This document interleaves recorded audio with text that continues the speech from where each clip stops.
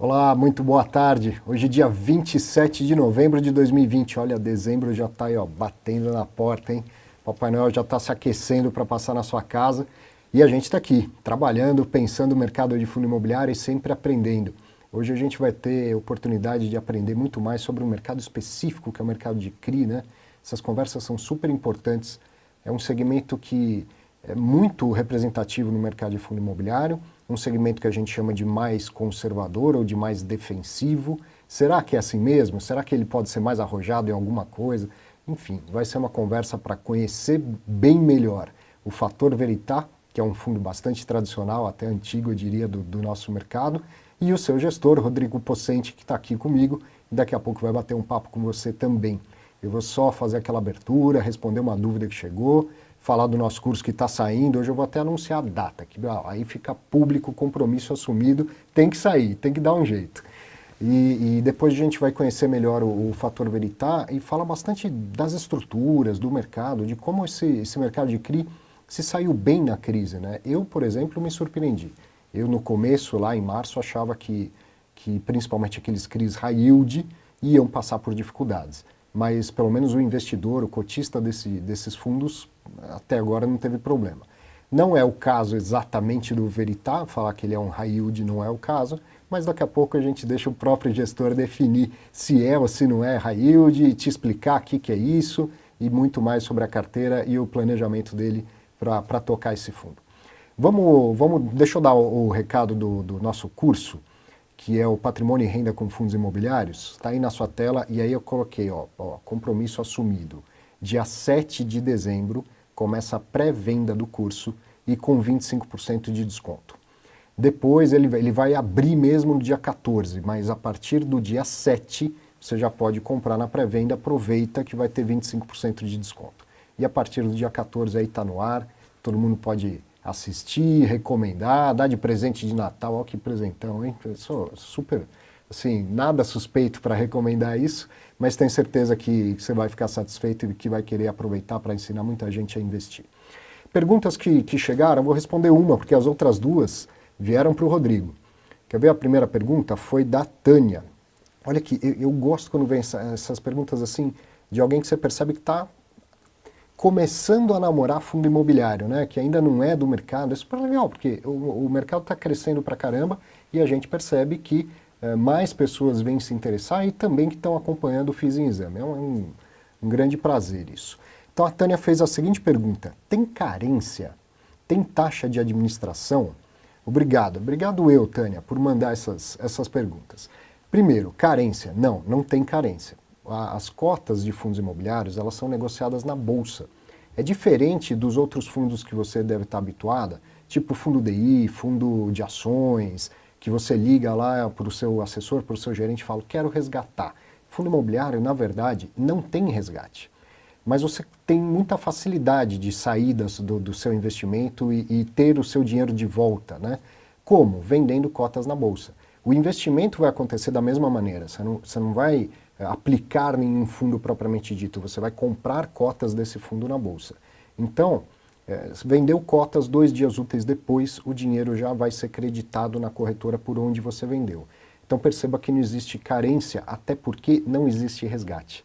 Tá? O resgate, vamos dizer assim, é feito pela venda das cotas, como se fosse um imóvel, como se fosse uma debênture, como se fosse uma ação, que não tem resgate, mas tem liquidez, tem negócio para você poder vender todo ou uma parte das suas cotas e 2 dias úteis depois o dinheiro vai estar na sua conta.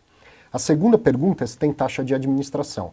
Tem, hoje a gente vai conhecer aqui um administrador, um gestor, são profissionais qualificados e a remuneração deles vem das taxas. Então um fundo imobiliário tem taxa de administração sempre, pode ter outras taxas, pode ter taxa de gestão, pode ter taxa de performance também.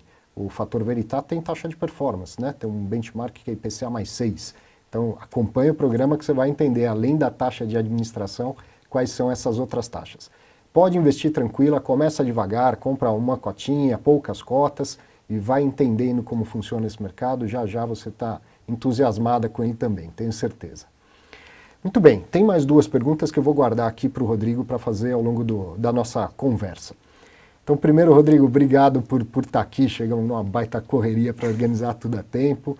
mas muito legal que você tenha se disponibilizado a vir. O Fator Veritas é um fundo tradicional e que deu um salto, né? Dobrou de tamanho recentemente.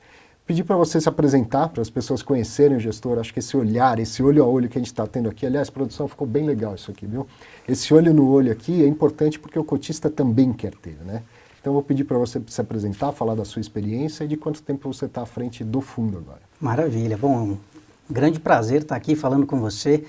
É sempre importante para a gente ter esse contato com esses canais que atendem o cotista, que atendem o investidor. A gente busca sempre trazer maior transparência, explicar como é que está o fundo, trazer mais detalhes, né? Eu acho que o cotista merece isso, sim, né?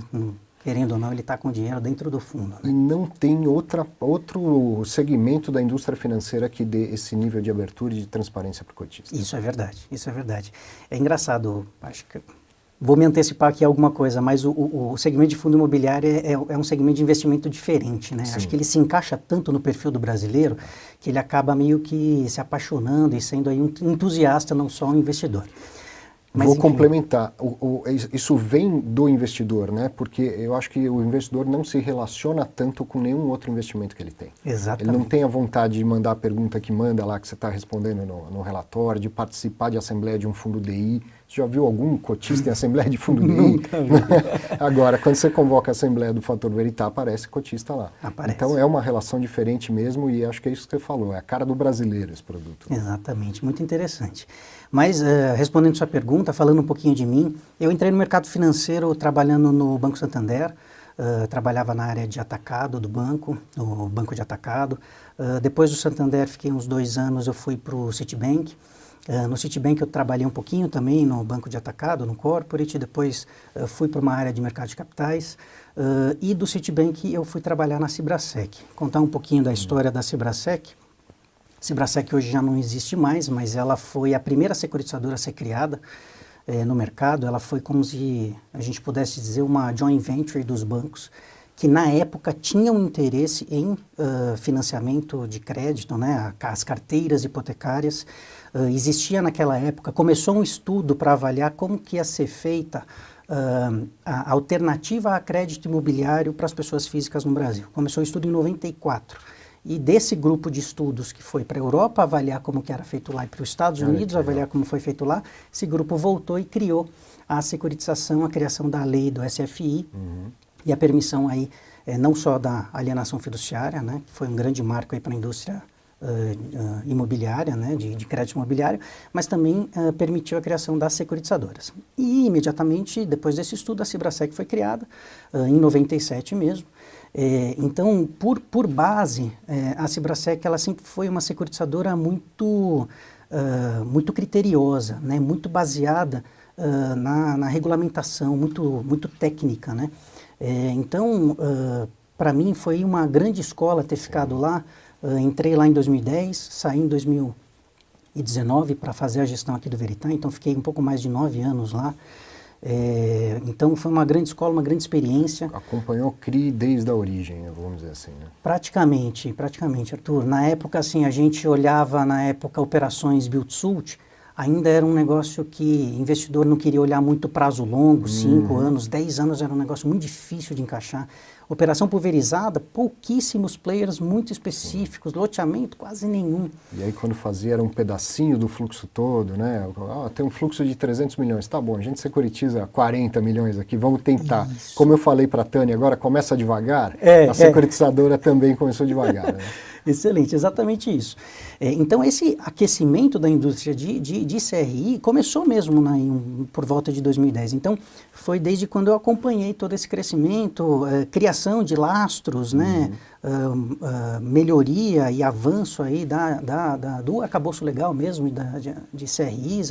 O CRA também veio nesse meio do caminho, né? E aí uma coisa interessante, falando aí um pouquinho só dessa minha experiência, a Cibrasec ela não era uma securitizadora de nicho, né? Então a gente não fazia majoritariamente operações corporativas ou majoritariamente operações pulverizadas.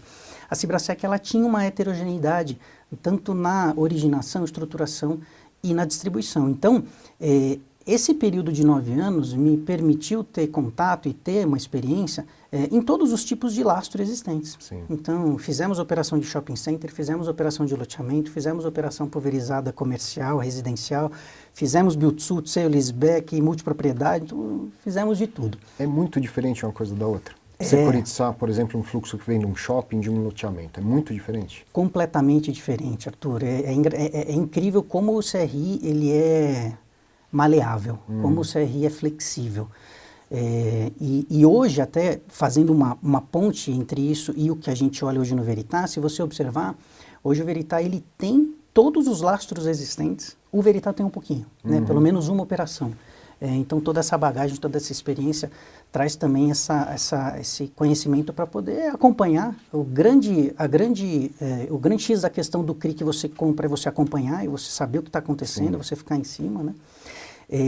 E os lastros aí, comentando um pouco do que você estava comentando, né, são completamente diferentes. Tem operações que você olha a pulverização, uma carteira pulverizada, e aquela é a grande base da sua análise. Então você tem do outro lado um loteador ou um incorporador que às vezes não tem nenhum balanço forte, né? É algo mais leve, mais simples, mas aquela carteira é muito boa. Então, obviamente que nesse meio do caminho, como é que a gente faz uma estrutura para que, mesmo que eu tenha um problema com esse cara, a minha carteira funcione, a minha carteira seja forte, continue pagando, né? O fato da pulverização também não trazer o problema de você ter no corporativo que é binário, né? Ou o cara para de pagar ou o cara continua pagando. No pulverizado, se você faz um acompanhamento adequado, você consegue se antecipar esses movimentos de aumento de inadimplência e quem sabe fazer uma reestruturação antes que isso vire efetivamente um default, uma falta de recurso para pagar juro, amortização, enfim. E aí, totalmente diferente, por exemplo, de uma multipropriedade, que diferente de um crédito imobiliário residencial, que não pode ter distrato, depois que você faz o financiamento, você não pode distratar, né? Sim. Você para de pagar e é executado, ou você continua pagando. No multipropriedade tem distrato, no loteamento tem distrato. Então existem outras preocupações que a gente tem que ter para avaliar essa pulverização. Não dá para a gente dar um peso tão forte para a característica de pulverização dessa carteira. E falando de todos os outros lastros aqui, a gente vai entrar em vários tipos de detalhe, mas são lastros muito diferentes. Não adianta só entender de renda fixa, né? Tem que entender um pouco do mercado imobiliário, né? Se eu não perceber a diferença de cada um dos lastros, eu não identifiquei os riscos, e aí não sei se o retorno está ajustado. Exatamente. E identificando os riscos, que tipo de controle você pode ter, como que você mitiga aquilo, como que você mensura, tá bom, eu tenho uma pulverização, eu tenho 200 contratos, eu vou comprar 200 contratos exatamente? Não, a gente faz um colateral, um colchão de garantia, né, uma subordinação, tem algumas formas de fazer isso, mas a gente sempre busca a maior segurança que a gente pode ter para ter uma tranquilidade de ter uma operação de longo prazo. A gente está falando aqui no CRI, grande maioria das operações são de longo prazo, 5, 10, 15, estamos vendo operação até de 20 anos. Então, faz sentido a gente ter uma força, uma robustez nessas garantias e nessas estruturas. Antes da gente falar do fator, vou aproveitar essa sua experiência. O que mudou de lá para cá na indústria de securitização? Uma coisa eu tenho certeza que mudou, que é o acompanhamento. Hoje em dia tem muita tecnologia, né? Quando você fala, pô, é importante acompanhar, mas você está falando de um loteamento em outro estado, sei lá, como que acompanha essa carteira? No passado acho que era algo muito mais manual e difícil de fazer, e agora a tecnologia ajuda, né? Interessante esse ponto, Arthur. O CRI, ele ainda é um produto muito artesanal, né? Mudou muito, mas ainda é muito artesanal. Então, assim, naquela época, de lá para cá, o que mudou? Sim, o acompanhamento, o amadurecimento, criação de novos serviços, novos players que você pode confiar que ele vai fazer o trabalho de diligência, de controle, de acompanhamento, relatório mensal numa obra que a gente está fazendo, a gente precisa do acompanhamento da obra. Então isso tudo cresceu bastante e ficou muito mais robusto do que era. Mas o que efetivamente mudou, além, né, das atualizações de regulamentação, foi o tamanho do mercado. Sim. E como o CRI se transformou numa alternativa de crédito para o empreendedor muito flexível, né, que casa com as necessidades dele, que casa com o fluxo de caixa que ele pode vir a ter, né? Então acabou sendo aí um instrumento que, pela flexibilidade, acaba sendo muito complexo, né? E permitiu que essas necessidades fossem melhor solucionadas e trabalhando com longo prazo, que também é melhor, né, para o devedor, para o cedente. Hoje em dia, praticamente todo empreendedor já sabe que tem um tal de CRI que ele pode ir procurar um financiamento lá, né? Você tocou num ponto importante também. O que aconteceu de lá para cá? Putz, de lá a gente tinha que explicar o que era um CRI. E para explicar o que era um CRI? Pô, começava dentro de casa, né? Meu irmão, minha irmã, o que você faz? Pô, senta aí, deixa eu te explicar. Então, sim, é um aprendizado, foi um crescimento aí do mercado importante, mas ainda hoje a gente tem esse desafio de explicar o que é, porque se você combina direito a regra do jogo do início, você tem um entendimento, lá na frente você não vai ter problema.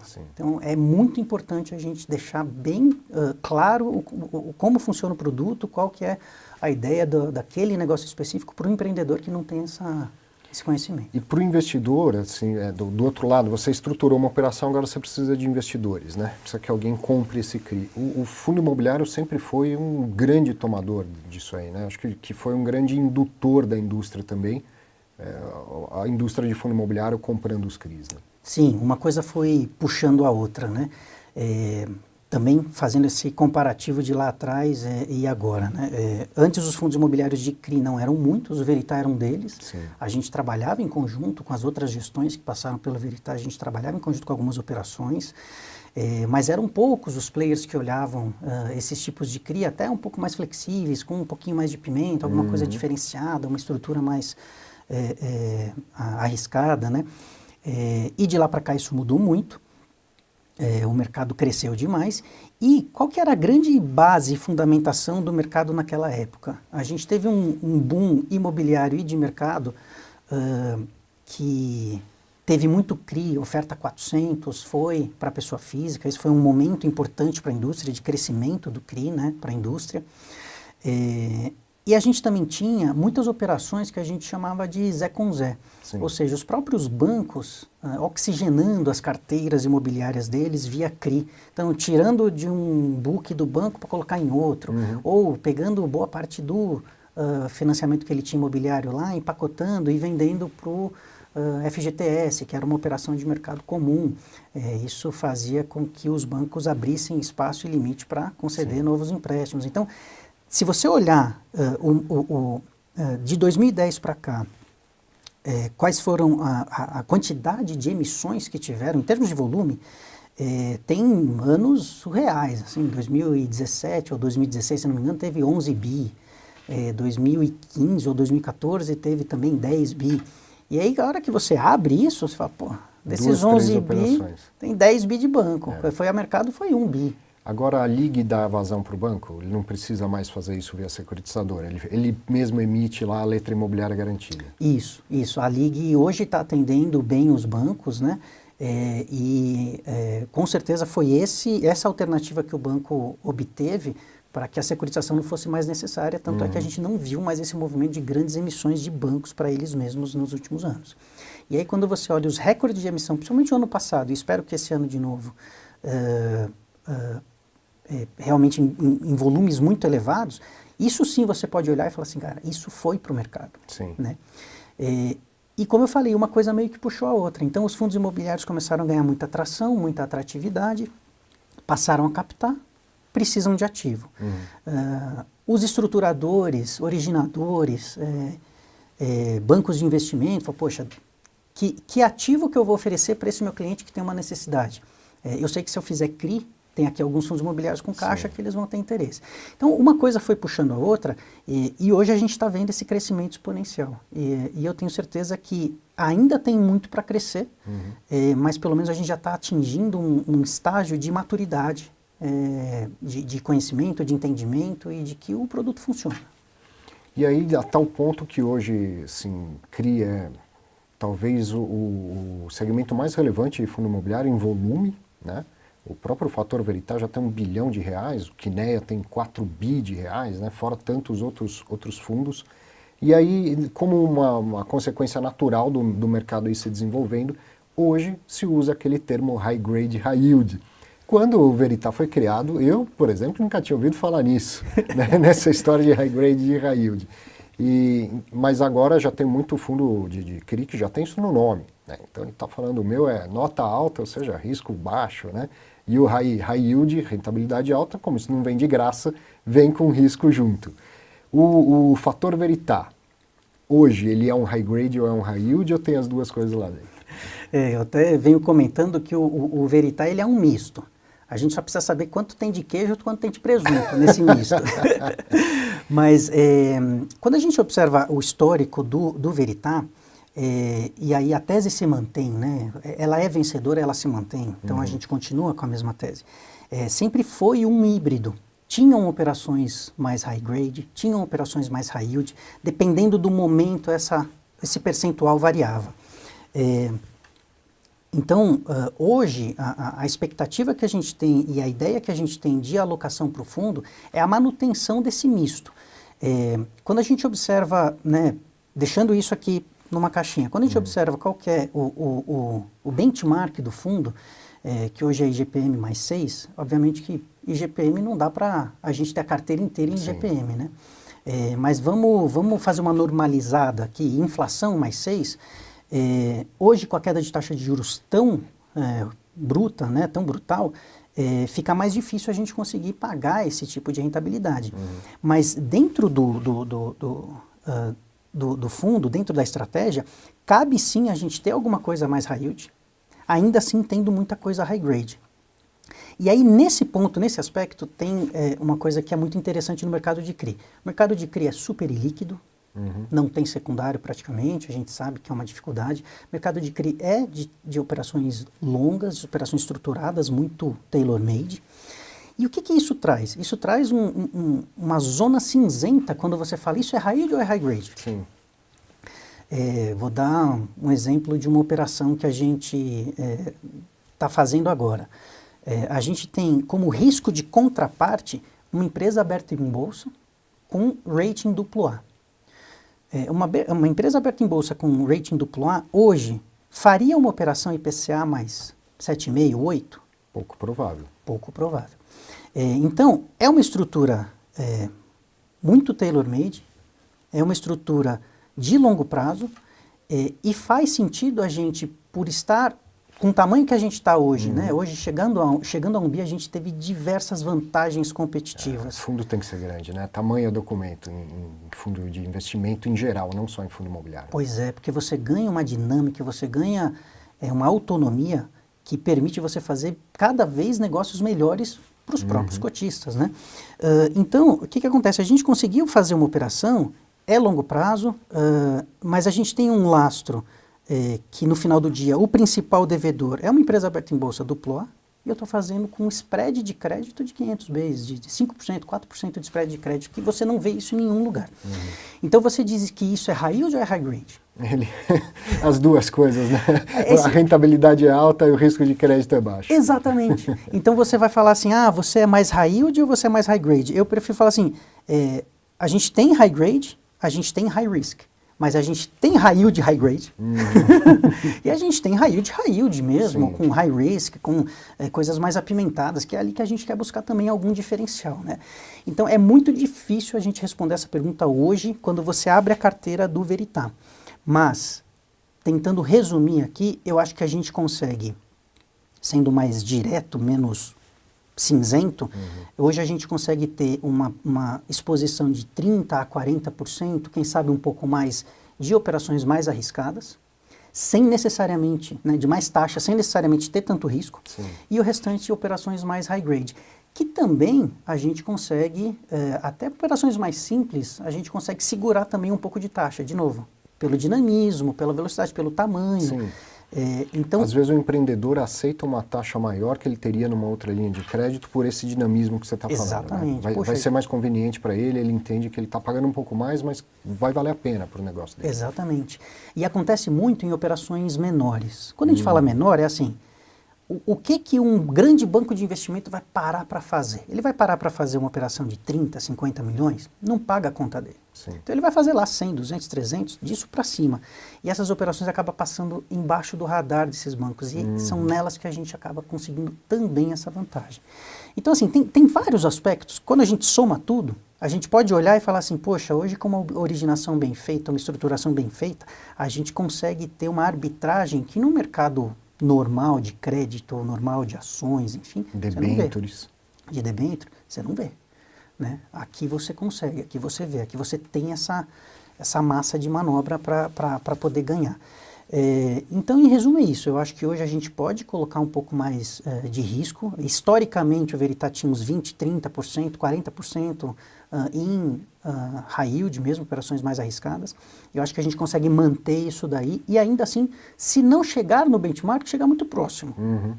E aí, vou engatar uma pergunta que você comentou no começo. A gente tem taxa de performance, Sim. mas a gente não cobra.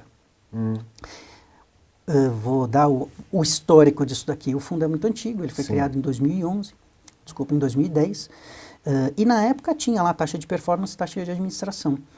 Mas por negociações muito específicas, o fundo era pequeno, tinham investidores, né, maiores, mas era um seed money ali, deixou-se em algum momento de cobrar essa taxa de performance.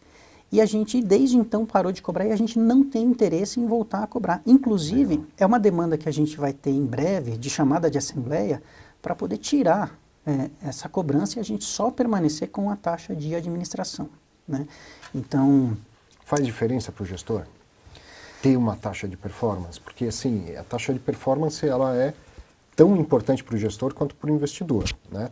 Mas ela acaba sendo, embora não seja uma obrigação, não é uma rentabilidade-alvo, é uma rentabilidade que te premia. Né? Sim, sim. Então eu costumo dizer que quando tem uma taxa de performance, o investidor está convidando o gestor a tomar risco. Exatamente. Né? Então, se você falou o fator Veritas não vai ter taxa de performance, tira um pouco da sua necessidade de tomar risco. Faz sentido isso? Faz todo sentido. E aí quando a gente olha, né, como é que são feitas essas medições, né, geralmente existe lá um target relativamente baixo e uma taxa de performance que seja tradicional de mercado, mas que teoricamente é muito fácil de você ganhar. Se você tem um target muito alto e mais uma taxa de performance, aí é pior ainda essa relação. O cara com certeza vai tomar muito risco. Então, sim, eu acho que a gente consegue se diferenciar um pouco dos outros fundos, dizendo o seguinte, olha, eu tenho já um target elevado, eu tenho já um target de inflação mais 6, eu não quero taxa de performance porque não faz sentido eu ficar tomando riscos exagerados, visto que eu já tenho um target elevado. E no final do dia é isso, a gente consegue fazer um target elevado com operações não necessariamente com tanto risco. E aí, se você não entregar aí IGPM mais 6 lá, que é o target, não é algo que você não vai nem ser premiado, nem deixar de receber um prêmio por isso, uma taxa de performance por isso, e tudo se resolve alinhando com o investidor, nesses papos que são importantes de se ter. Né? Exatamente. E nesses papos a gente deixa muito claro que há um comprometimento da gente chegar nesse benchmark e a gente manter esse benchmark. Né? Então a gente tem cumprido esse benchmark, a gente sempre que fizer uma nova oferta, a gente vai ter esse comprometimento de manutenção do benchmark, porque senão fica muito fácil, né? A gente vai lá para inflação mais 3, 4, é fácil originar, é fácil fazer, é fácil carregar, mas aí perde o interesse, perde a atratividade para o cotista.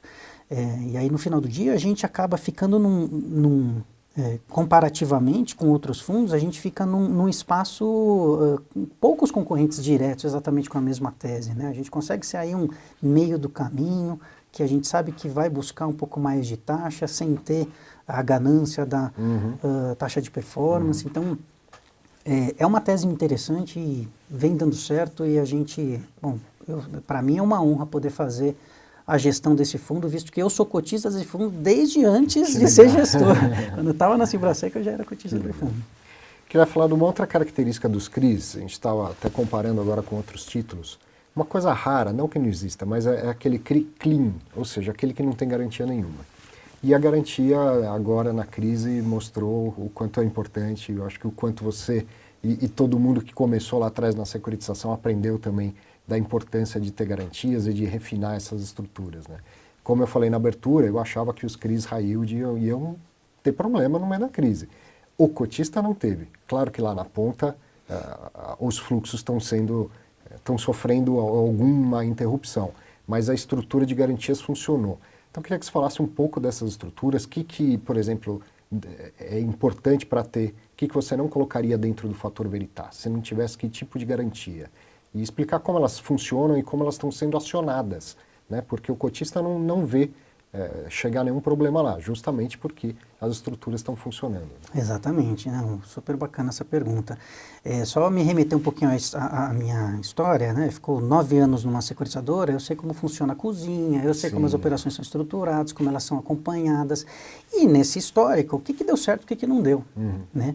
Então, uma coisa eu te falo, operação clean, hoje a gente não tem, eu não tenho interesse nenhum de fazer e assim, eu nego na leitura. Olha, clean não posso, não tenho a menor condição de fazer uma operação clean. Mesmo clean. que seja uma empresa grande, listada em bolsa, aquela coisa toda, é Ambev, é JBS e tal, mas é clean, não tem garantia. É clean, não tem garantia. Pro fator Veritas não interessa. Não interessa. A não ser que seja um negócio muito específico. Uma empresa grande, mas vai ter uma taxa ali surreal e um prazo um pouco menor, não vai ser 10, 15, 20 anos, vai ser alguma coisa de 5 ou 7 anos. Talvez alguma coisa nesse sentido a gente olhasse, mas hoje, assim, é a primeira barreira. Não tem garantia, a gente não entra. E aí, quando a gente começa a falar de níveis de risco e que tipos de estrutura e garantia a gente começa a colocar, existe uma assimetria gigantesca. Porque quanto maior o risco, mais blindada a gente quer deixar a operação. Então, mais controles, mais acompanhamento, mais garantia de liquidez, garantia ilíquida. Tem vários tipos de amarração que a gente faz. Poxa, no final do dia você vê que o dono lá da empresa, o IR dele não é lá essas coisas, mas você... Não, eu quero a fiança do cara, porque por mais que ele não seja o cara que vai resolver a operação, uma fiança moral. O cara está ali, às vezes ele tem uma cidade, ele atua numa cidade específica que, pô, o fulano está sendo executado. Entendi. Então, assim, funciona muito, garantias líquidas, ilíquidas e morais. Então, assim, vamos fazer uma operação de multipropriedade não performada? Vamos. Primeiro, vamos ter taxa. Né? Não dá para fazer sem muita taxa, isso daqui requer... O imóvel não está pronto ainda, já está sendo vendido a multipropriedade e ele já está securitizando esse fluxo, cedendo esses recebíveis. Buscando recurso para finalizar a obra. Caramba. Então, assim, vamos dar um exemplo desse que eu acho que é um dos casos mais arriscados que a gente pode ter. O multipropriedade, vamos falar da venda dele, ele é uma venda de impulso. Né? Então, ele leva você para um lugar maravilhoso, te dá champanhe, você sai encantado. Comprou. Grande parte do distrato do multipropriedade é nos primeiros dias, até na primeira semana. Né? Porque o cara chega em casa, ele pensa melhor, e a mulher fala, o que você fez? Aquela coisa, né? E aí acaba acontecendo o distrato. Então, já existe um grande risco nisso, né? Da empolgação e do grande distrato. Então, aonde que a gente se calca para saber se essa carteira vai ser saudável? A gente tem que se calcar no empreendedor que sabe vender e vende muito bem. O cara tem que estar vendendo para aquela carteira ter um tamanho importante e relevante. Segundo, vamos dar o dinheiro para a obra. O que a gente faz? Né? Como é que a gente controla isso? Eu não vou dar o dinheiro na mão do cara e falar, pô, eu confio que você vai fazer a obra. Então, vamos lá, vamos reter o dinheiro numa conta, vamos liberar conforme cronograma físico-financeiro de uma empresa de engenharia especializada que a gente contratou para acompanhar, que faz relatório mensal para a securitizadora. A securitizadora, depois daquele relatório que a empresa de engenharia fez, observa quanto que andou e libera o recurso de acordo. A gente também vai ter o controle desses recebíveis, mesmo no pré-chaves, né? Mesmo antes da obra. A gente tem seguros de obra, seguro de engenharia civil. Então, assim, a gente acaba fazendo uma blindagem tão forte, tão pesada, que a gente consegue passar por períodos que a gente tem passado e ainda assim não ter o impacto lá no final do dia, que é a nossa PMT. Eu tenho um tanto assim de carteira e eu tenho uma PMT desse tamanho. Né? Então, piorou? Piorou. Aumentou inadimplência? Aumentou. Mas você vai observando que existe ali um limite, existe ali uma normalização, que você fala, poxa, está funcionando, Sim. Não bateu no meu principal. Quer dizer, ele vende um volume X, sei lá, 200 milhões, mas foi parar dentro do CRI 80 milhões, então dá uma falha aqui, mas você consegue substituir com outra. Isso, e a gente faz subordinação ou colateral, né? É muito comum nesse caso fazer colateral. Então, assim, quanto que é minha PMT? Juros mais amortização. Ah, é 1 milhão. Quanto eu tenho passando pela conta se todo mundo pagar em dia? 4 milhões. Beleza, tem que muita gente parar de pagar e atrasar para chegar na minha PMT. E o fluxo não fica carimbado? Assim, esse aqui é do CRI, esse não é do CRI? Não, porque cai tudo na conta e aí o excedente libera para o empreendedor. Que é a cessão fiduciária dos recebíveis. Isso é a Mesmo cessão que não fiduciária. estiver exatamente dentro do CRI, se falhar o que está dentro, então pega o que está de fora. Exatamente, exatamente. E nesse caso é exatamente assim, né? As novas vendas também vão sendo cedidas para o CRI. A gente sempre tem todo o fluxo sendo cedido para o CRI. O empreendedor, no primeiro momento, ele fala, pô, assim você vai acabar comigo, não é verdade? Mas aí acho que ele percebe que, então, tudo dando certo, duas coisas. Primeiro, o excedente volta para ele. Sim. E aí você fala, olha, o desconto é 12, no final das contas o desconto foi 9, né? Alinhamento de interesse. E ele abriu portas para o mercado que amanhã ele consegue mais uma, outra maior e assim por diante. Né? Exatamente. Dentro das estruturas tem uma coisa muito importante, alinhamento de interesse. Porque você concorda que se ele fizer vendas ruins, essa PMT não vai ter recebível suficiente para ser pago? Sim. Vai dar problema para ele mesmo. Então, assim, fala, poxa, a gente entra nesses casos específicos, a gente é muito mais um parceiro, né, do que um credor, né? Então o cara fala, pô, então tá bom, eu estou realmente cedendo muita coisa, eu estou abrindo mão de muita coisa, estou pagando um juro elevado, mas esse cara está resolvendo minha obra. Sim. Né? Então o empreendimento é bom, eu vou fazer minha parte. Minha parte é vender e vender bem, para que essa carteira tenha eficiência e tenha confiabilidade. Né? Muito interessante. Eu queria mostrar um pouco do relatório aqui do Fator Veritá, a gente vai pôr até na tela. Tem super completo, um monte de informação aqui. Uma delas, que eu sei que as pessoas perguntam bastante, é sobre as próximas alocações. Né? O fundo fez uma emissão grande, ele dobrou de tamanho recentemente, né? com 2 emissões até próximas. E aí hoje esse dinheiro fica lá alocado numa aplicação de curto prazo que felizmente rende pouco. Felizmente, porque era um horror esse país quando rendia muito. É verdade. Mas pressiona, no curto prazo, pressiona o resultado do fundo e a distribuição de rendimento. E aí o cotista fica falando, pô, mas como vai alocar, não vai alocar, tal. Por que demora, se é que demora, não tenho certeza, principalmente por essa importância de originar, não adianta ter pressa e colocar coisas ruins para dentro, né? Então fala desse processo aí, de entrar um monte de dinheiro no fundo depois de uma emissão e aí o processo de alocação. Legal. Então vou voltar um pouco antes. Quando a gente planeja fazer uma emissão, obviamente que a gente planeja com muito cuidado. Então, quais são os papéis que a gente está selecionando para entrar na operação, né, no fundo, quais as características, quais os lastros, quais as taxas, quais os prazos, enfim, toda uma característica de pipeline que a gente tem. E em segundo lugar, a gente sabe que vai ter um período de alocação que nessa emissão, especificamente nessa 7ª emissão, a gente fez no estudo de viabilidade um período de alocação de 6 meses. Né? A gente ainda está dentro desse período, esse período finaliza em final de janeiro. Então a gente hoje recebe aí alguns questionamentos, né? Poxa, a velocidade de alocação não tá tão boa, mas a gente gosta sempre de lembrar, olha, a gente tem aqui no estudo 6 meses. Né? E para esse estudo, sabendo que a gente vai ter um período de caixa elevado, a gente também se organiza para não penalizar o cotista. Então, a gente gera, né, alguns resultados que a gente vem carregando ou que a gente pode ali taticamente fazer para poder alimentar esse dividendo no mês a mês enquanto o caixa está elevado. Né? Quer dizer, tem um mês que você tem um resultado X e você distribui menos e faz uma gordurinha, uma reservinha para poder manter uma certa constância da distribuição de rendimento. Exatamente, exatamente. Então, é sempre pensando, né, poxa, eu não quero punir o cotista e eu também não quero, né, pagar um dividendo pequeno. Então, dito isso tudo, a oferta que a gente fez, a 6ª emissão no ano passado, foi da mesma forma. A gente tinha um pipeline, 6 meses para alocar, a gente cumpriu com os 6 meses, entregou, fez lá, a gente passou a pagar os rendimentos que a gente estava se propondo a pagar, então funcionou muito bem. E nesse caso, era a mesma coisa, a gente tinha um pipeline até adicional do volume da oferta, E aí a gente se deparou com o advento da pandemia, né? Sim. Então, a gente ia fazer o anúncio de início, Arthur, você lembra? O dia mais agudo da crise foi 18 de março, né? Isso, é isso mesmo. Se não me engano, a gente ia fazer o anúncio dia 19. Então, assim, dia 16, 17, a gente falou, para tudo, não vamos fazer, né?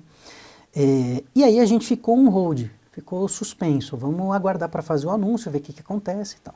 O mercado foi melhorando, né? Em algum determinado momento aquele pavor passou, começou a perceber quem que estava sendo atingido, que indústrias iam passar por problema, e o mercado acabou tendo um pouquinho de melhora, né? Voltou muito drasticamente muitos dos fundos imobiliários, né? Então foi uma grande oportunidade naquele momento.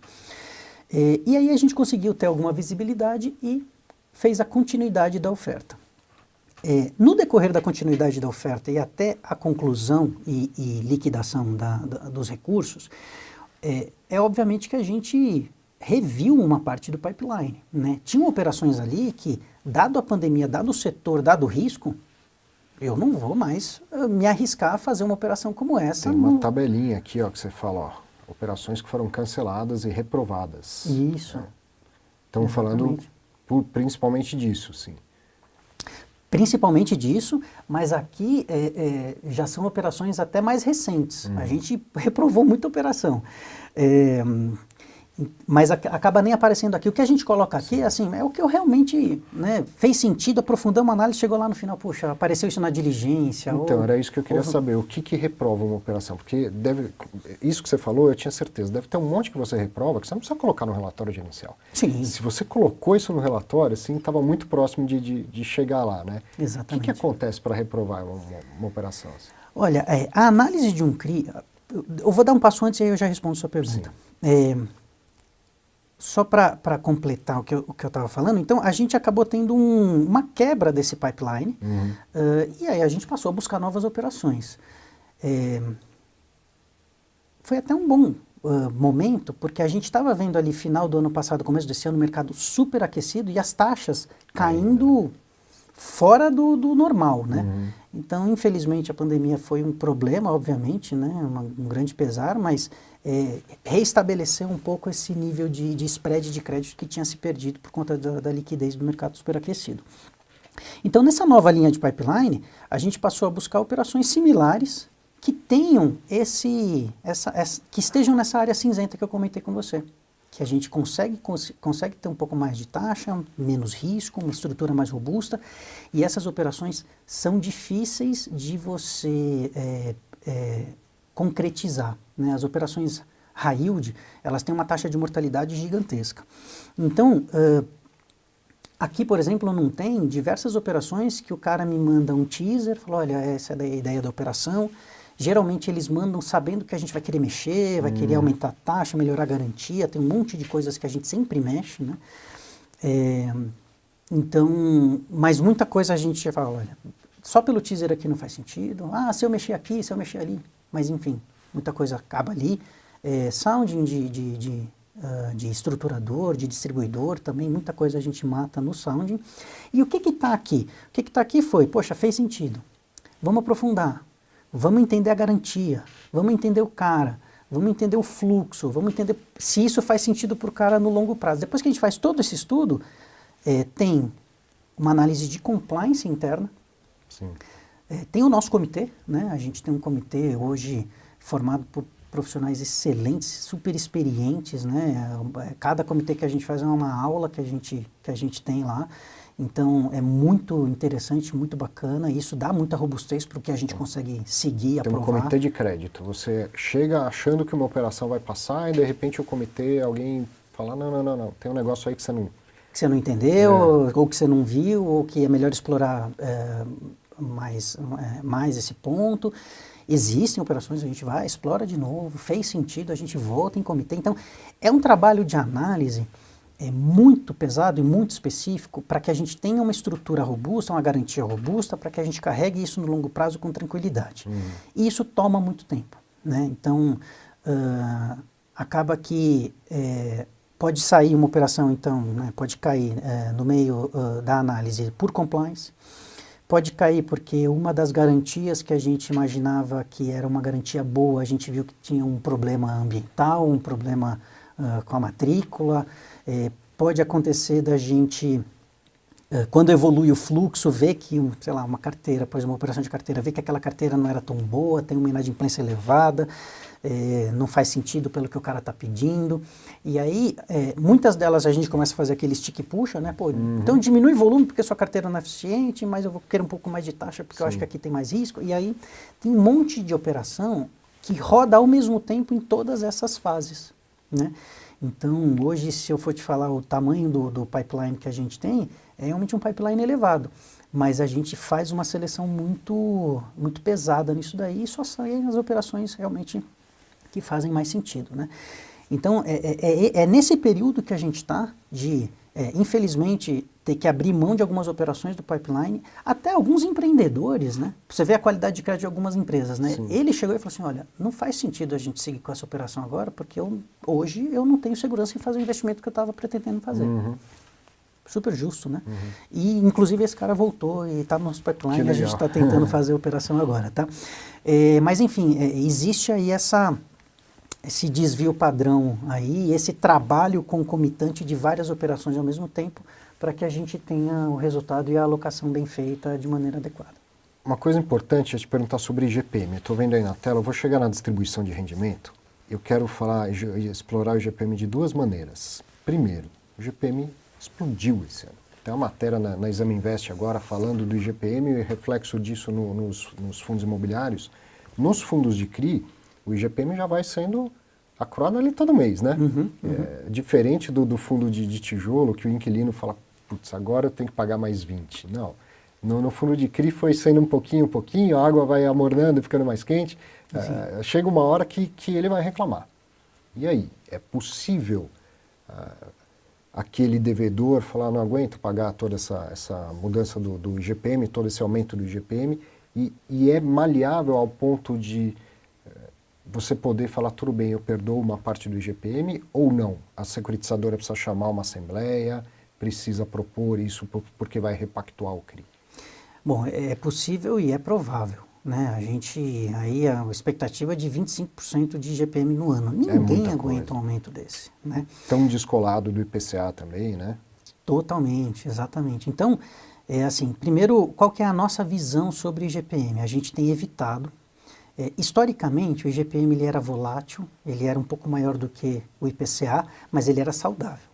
Hoje a gente viu que o IGPM ele pode ser perigosamente não saudável, né? Então, a gente, em uma das operações, inclusive, que estava no pipeline, a gente trocou de IGPM para IPCA. O cara nem precisou pedir. A gente falou, não, pode trocar que a gente sabe que isso aqui está muito pesado. E se aconteceu isso agora, isso pode acontecer de novo. Sim. E de novo, a gente sempre está falando de 5, 10, 15, 20 anos. Então, sempre que a gente olha lá para frente, se isso acontecer de novo, eu não quero ter esse tipo de problema. E eu estou contente com o índice de inflação IPCA. Né? Eu acho que ele é aderente, eu acho que ele é um índice bom. Então, a gente tem dado essa preferência para IPCA e tomado um pouco mais de cuidado com o IGPM. Tem algumas operações que o lastro é IGPM e a gente não consegue trocar isso. Porque daí seria um risco desnecessário também, né? Você trocar o indexador da operação. Exatamente, porque aí eu fico com um descasamento de índice e se um dia o IGPM é negativo, que é o meu lastro, e o IPCA é positivo, que é o meu CRI, né? O meu passivo, o meu ativo, descasei, eu não tenho dinheiro para pagar o CRI. Então, a gente não faz esse tipo de descasamento de índice. E aí, das operações que a gente tem em IGPM, obviamente que elas passaram ali por uma lista de alerta, né, que a gente tem observado. Operações pulverizadas a gente consegue ver a inadimplência, se ela está evoluindo ou não. Mas grande parte dessas operações, elas têm esse reajuste anual. Então a gente sabe que em algum momento vai ser mais pesado do que está sendo hoje. Sim. E qual que é o nosso plano de ação ou de já proteção? É a gente, sabendo que em algum momento vai dar problema, a gente já permitir que pelo menos pague o IPCA, ou pelo menos a gente diminua alguma coisa que na negociação funcione. Está tendo troca de indexador em operações que estão andando. Troca de indexador, se o lastro não permite, não. Certo. Mas o que a gente pretende fazer ainda não aconteceu com a gente, tá? A gente está observando, mas a gente obviamente está se preparando. O que a gente vai fazer? Então, no limite, o cara fala assim, olha, 25% eu não consigo, vamos negociar? Vamos. Então, especificamente nesse ano, vamos utilizar o IPCA. Certo. E a gente passa a utilizar o IGPM para frente e a gente tem essa maleabilidade de renegociação. E sim, renegociação passa por assembleia, passa por uma reestruturação da operação junto à securitizadora, a outros investidores, o próprio cedente. Então, ou seja, das vantagens de um fundo de grande porte é que ele tem a maioria, se não toda a operação de CRI, e aí numa assembleia ele vai lá e aprova o que precisa ser aprovado. Exatamente, exatamente. Essa é uma das grandes vantagens da gente ser majoritário nas operações. Tem operações que acontece? Elas passam a ser muito líquidas no mercado por uma placa, um grande nome, um grande devedor, e aí as pessoas, os detentores, vão se desfazendo e vai pulverizando. Sim. E aí o que acontece? A gente, por exemplo, tem 40% de um CRI, mas a matéria precisa de 50%. E os outros 60% é tudo pulverizado. Esquece, você não aprova mais nada. Sim. Então existe uma grande preocupação em relação a isso, né? E a gente, de novo, o tamanho que a gente chegou, a gente fala ou é inteira ou é 50% mais um. Falar assim, não, mas a gente vai fazer um club deal com outros gestores. Beleza, então a gente aceita ser menos do que 50%, porque a gente sabe que esses gestores também têm intenção de carregar. Põe no papel, faz um acordo de voto ou coisa assim, quando você fala, vou ter outros gestores comigo? Não tem. Tem um alinhamento de interesse muito próximo, né? Sim. Todos os gestores querem que a operação funcione, todos são muito racionais, muito experientes, né? Hoje a gente tem aí colegas muito bons. Agora, falando do efeito do IGPM na distribuição de rendimento, tem vários fundos de CRI que estão acima até do seu valor patrimonial. E porque o IGPM vem levando a distribuição para cima. E o investidor vai lá e olha quanto distribui, paga e às vezes não sabe direito o que comprou ali, né? Em algum momento o IGPM pode virar negativo, ele é volátil, ele é rápido, né? Tem um risco aí, está enxergando isso em outros fundos? No Veritá não está acontecendo pelo menos o descolamento do valor patrimonial, mas o IGPM tem impactado para mais a distribuição de rendimento e pode vir um impacto para menos, assim, meio que súbito? Olha, eu acho que depende muito da forma como o gestor e o administrador está trabalhando com a distribuição desses rendimentos nos CRIs, né? Então, existem formas diferentes, não necessariamente erradas, né? A forma mais correta seria você só pagar o que você tem de caixa. Então, efetivamente, o que entrou de caixa você paga, tendo ali tendo ali correção monetária, né? Obviamente, tudo que é amortização é patrimônio do fundo, tem que ser reinvestido. Então, sim, se a gente tem aí um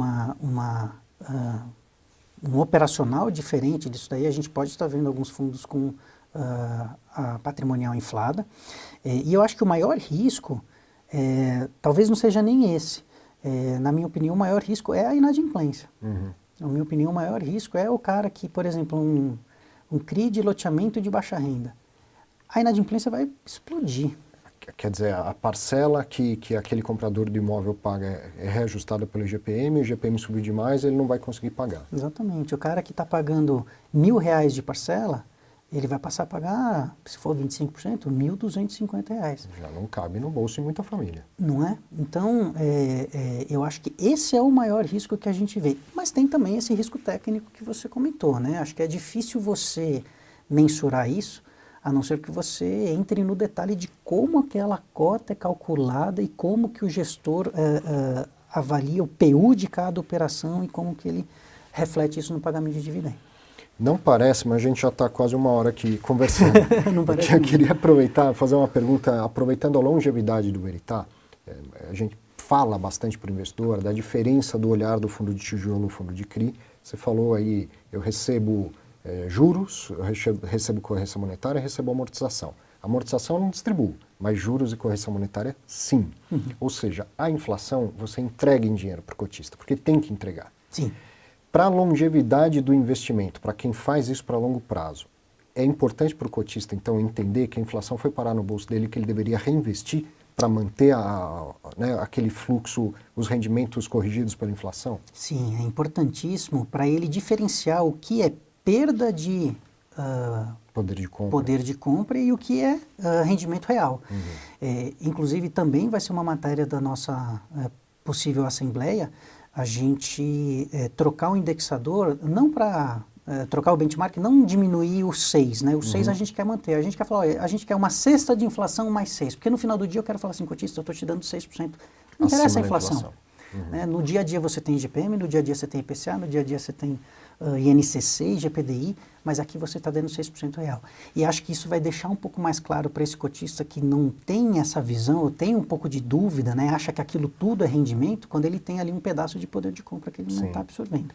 Então, sim, é importante, mas às vezes para o cotista não tão técnico, é difícil ele fazer a diferenciação. Quanto disso daqui é inflação, quanto isso daqui não é.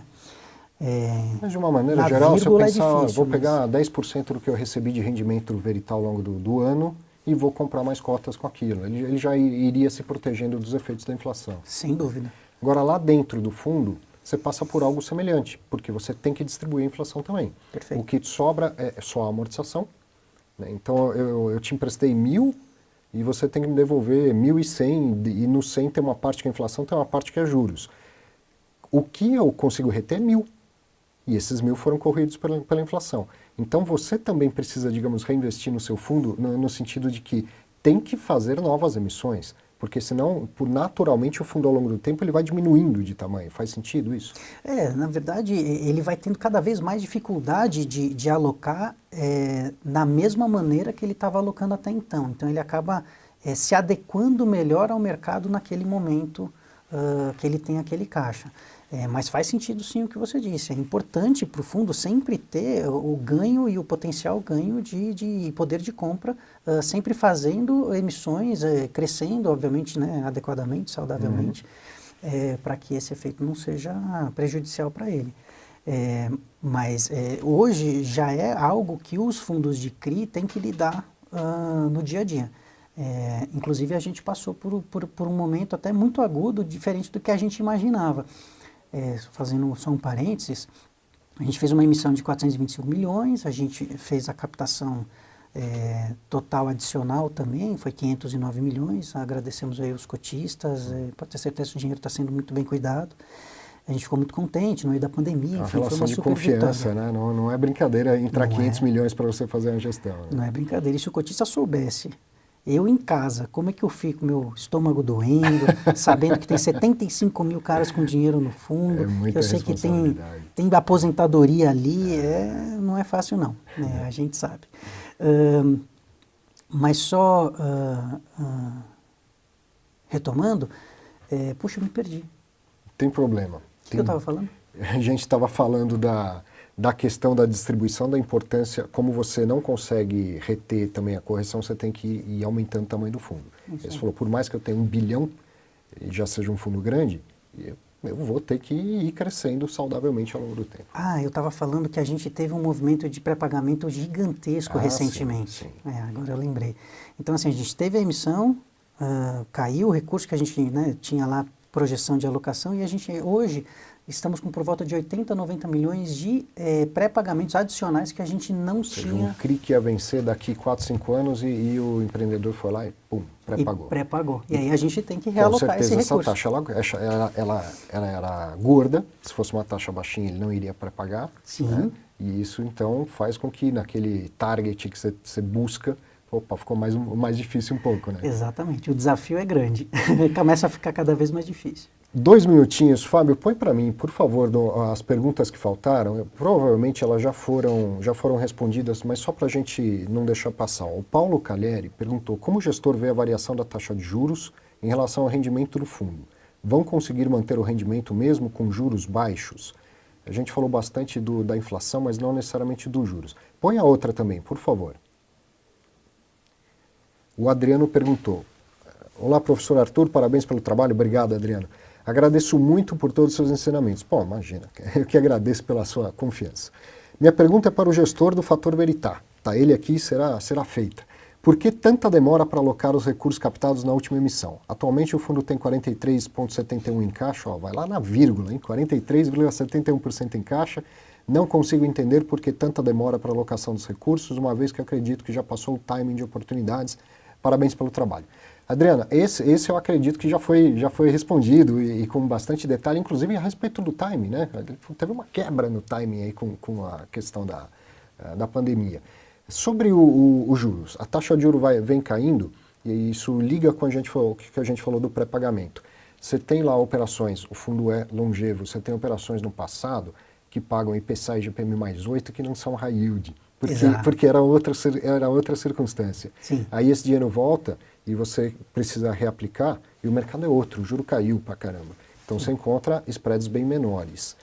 Dá para pensar em manter o nível de distribuição mesmo com juro baixo? Dá para pensar em manter, exatamente trabalhando na estratégia que eu estava comentando agora há pouco, né? Buscar essas operações com um pouco mais de robustez na estrutura e a gente conseguir ter uma taxa maior sem necessariamente ter um risco maior. Mas exatamente com aquele risco, exatamente com aquela taxa, não existe mais. Outra circunstância. É outra circunstância. Tomara que não volte a existir, que a gente tenha juro baixo por muito mais tempo. Tomara. Cara, muito obrigado. Foi um baita de um papo aqui. Uma hora passou muito fácil e tenho certeza que esses 75 mil cotistas estão satisfeitos com a conversa e com a transparência. Obrigado mesmo. Maravilha. Imagina, eu que agradeço e a gente fica totalmente à disposição. Portas abertas. Obrigado. Para você também, muito obrigado. Aproveite seu final de semana que está começando já, né? Daqui a pouquinho. Sexta-feira que vem a gente está aqui de novo. Eu te espero sexta-feira às 15 horas. Grande abraço e bom fim de semana.